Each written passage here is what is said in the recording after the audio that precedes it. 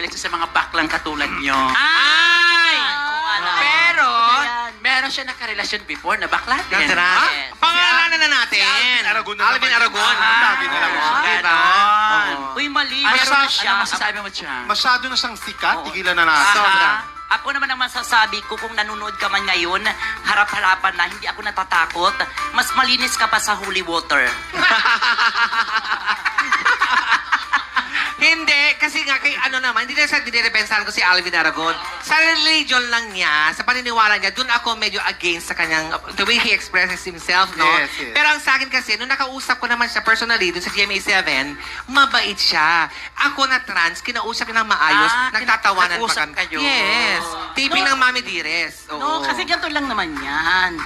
Naku, baka ako mabash. Ano yun? Okay lang yan, Yan. dapat ready ka. Hindi, this is my opinion. Let's face it, kung ano yung nasa scripture, talagang totoo yon. Pero, ang sinasabi doon the way how you share the gospel. Kasi, kumbaga, say it with love and compassion. Hindi po yung parang nakakaramdam ng yung tao, yung parang nako-condemn, parang nadyan-judge. yes. Parang ganon, yun lang po yun. Kaya siguro maraming nagagalit. Nasa atin na yun, nasa tao Yung way na yun. lang niya, ng delivery niya, ang hindi maganda. At saka Exactly, nag-name drop totoo. kasi siya ng iba. Huwag ka Oo. naman damay ng ibang tao. Oo. Makakasakit ka lang. Kaya lang kasi ang dami nang nadamay. Yes. Sobrang oo. dami nadamay. Madami nang napangalanan din. Ang Yes, dami nang, yes. Yun isa na to si Magda. Oo. Di ba pinalanganan ka din niya? Hindi kaya way niya yun, Tony ko? Siya yata yung ex ni ano dati. Ikaw ba?